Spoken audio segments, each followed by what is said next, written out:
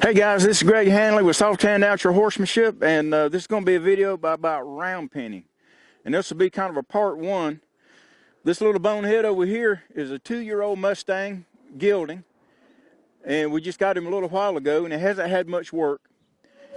So today's going to be his round penning. Now, round penning, you want to establish a little bit of control and establish just who's going to be the boss. Round penning is not about just running around till they get tired in the same direction all the time. I'm going to ask him to move off in a certain direction, and I'm going to ask him to maintain a gait. I'm going to ask him to turn into me and change directions. And at first, I'm not sure what he's going to do, but we're going to try to establish the control. So the goal for right now is just to get him to move off in a direction and to change directions when I tell him to and turn toward me and not into the fence. So let's see how he does. Hey, get his attention first. Hey. Other way, other way.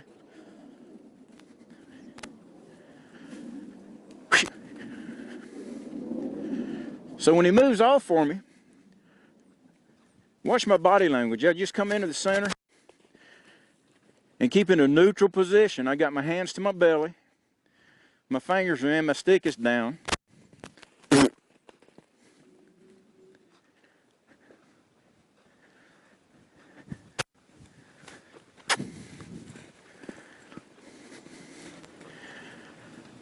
And notice I'm behind his drive line. Now when I say that, if you take pretend there was a string right on top of his withers, and you just stretch that out here to the middle of the circle, that's his drive line. His drive line is about from his withers up. And I'm walking a circle and keeping behind that drive line, but I'm keeping close enough to it that I can take one big step and be in front of it. And what that drive line does for you, any pressure applied from that drive line back causes one action. Any pressure applied to the drive line forward causes another response. So in other words, I'm behind his drive line, so if I apply pressure, it's going to speed him up. Now I'm going to step in front of his drive line, and it'll make him change directions or stop. So I'm going to step in front, come back. That was a pretty good turn. So when I'm looking for, I come back to the circle, and I get behind his drive line again on this side. Now what I'm looking for when he turns is for him to turn toward me. So I'm going to step forward, and when he stops and when other eye, I'm going to look at that other eye and apply pressure to it to get him to turn.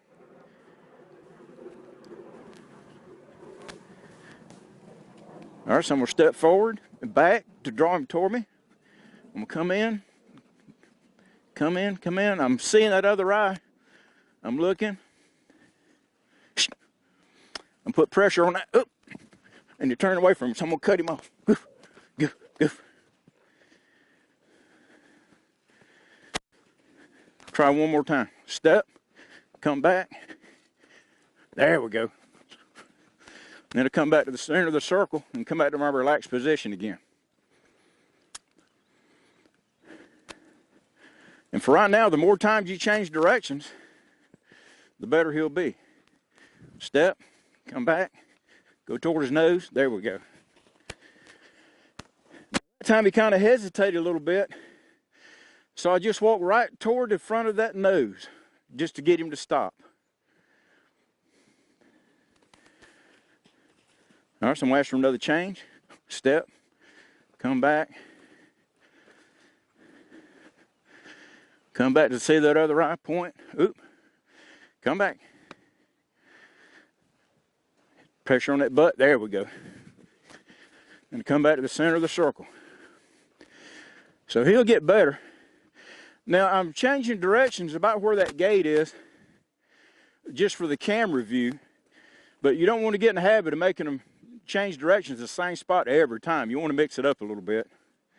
See if we can do it here. Good boy.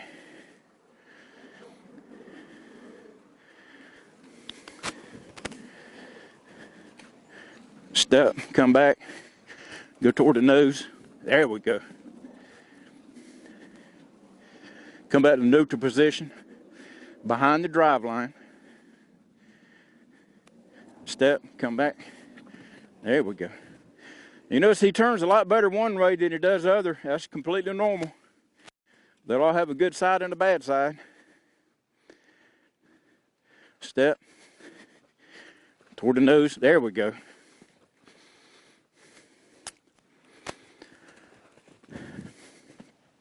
All right, we got our directions pretty good. He's turning pretty good. Now let's see if I can get a little bit of speed control.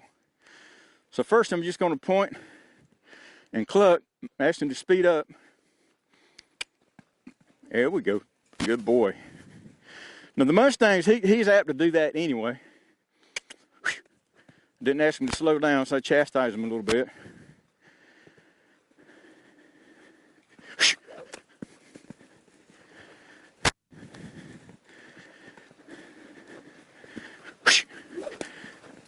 Oh, no, that's about the third time he slowed down at that gate, so I'm going to be prepared for it next time.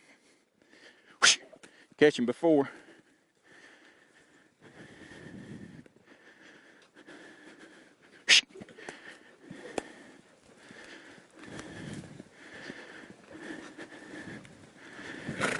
I'm going to relax my body. Watch this. I'm just going to relax my body language and let him know it's okay to slow down. I didn't say turn around though.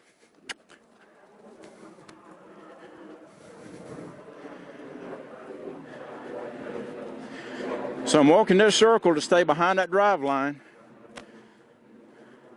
but close enough that I can step and be in front of it toward the nose. Come back to the center. Step, come back toward the nose.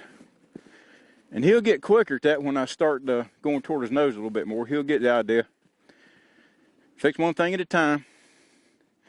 But notice whenever he's doing what he's supposed to, where my hands are. My stick is down. I'm in a relaxed body position. And watch my body language when I want to ask him to do something.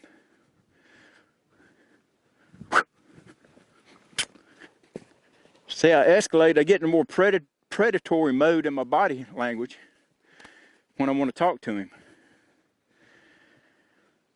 It's very important to be quiet with your body language when you're doing this. They'll pick up on the cues a lot better.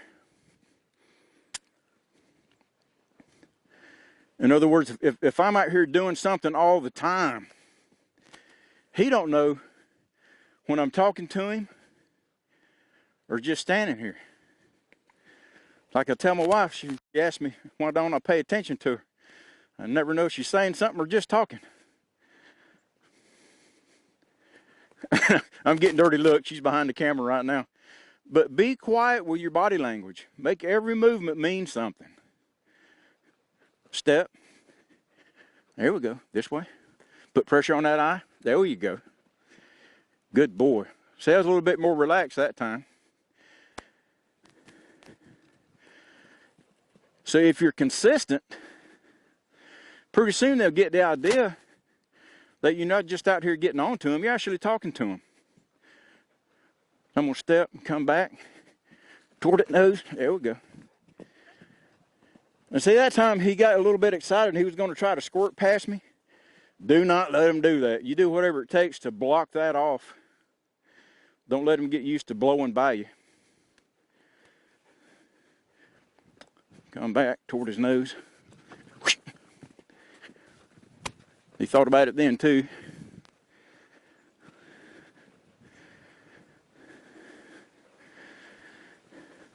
But notice that when I do that, I'm not just kind of moving toward him. I'm you know, like I'm going to get after him. Step. Up, up, up. Wrong move that way. Wrong move that way. Good, good, good. Don't show me that butt. Step, come back toward the nose. There you go. That's it, Bubba.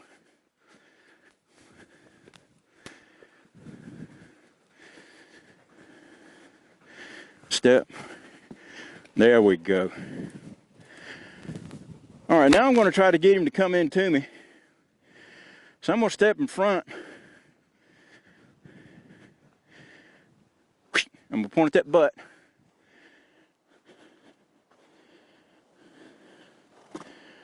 And when he turns toward me, I'm just going to give him a break. Take all the pressure off. Now, when I say point at his butt, you remember it's very important where you look. Like if I want him to yield that butt, now he decided to take off. Let me come back the other way, pull him around. Now right here, I'm going to pretend there's a fly on that butt. I'm going to look at that fly, and that's when I'm going to put pressure.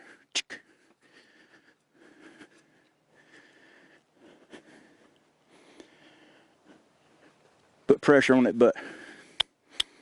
There you go.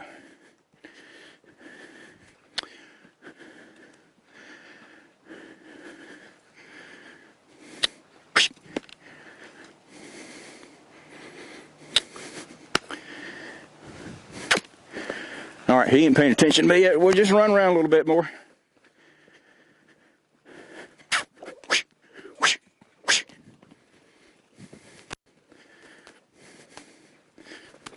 Get on up. Get. Now with the young Mustangs, you got to be careful about how much pressure you put on them, because they'll decide to go crazy. A lot more than our domestic horses. Get on up. Get on.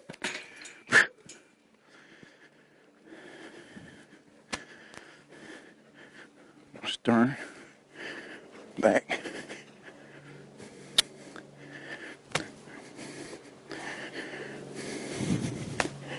Good boy. Good boy. So I got him turned toward me, and I'm just going to take all the pressure and relax.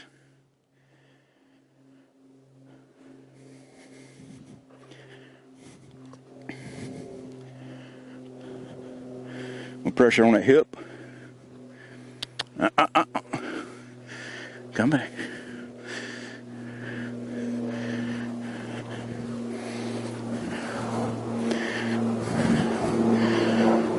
Good boy.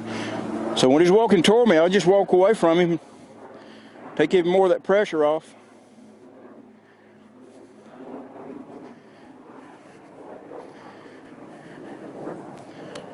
There's my boy. Good boy. Good boy. Come here. There's my boy. Good boy.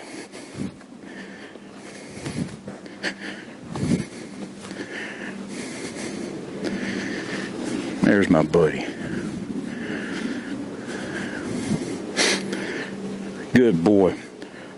So that's pretty good for round one. So I got him turning right, got a little bit of speed change. Got him turning toward me and followed me around a little bit. That's plenty for the first session. So we're just going to spend some time here letting him ponder on it, letting it soak in a little bit. And this part right here is very, very important. It's as important as the rest of it. It's where you let him rest. So he's going to rest right here by me, nice and relaxed, and just catch his breath. So his good spot, his happy place, is right here by me in the center of the ring. So remember, keep to the center of the circle, keep relaxed, hold your hands right. I've got another video on this. If you hold your stick like this, you can bring that stick in either hand as you need to, because remember, timing is everything. And a soft hand yields a soft horse. So we'll see you for part 2.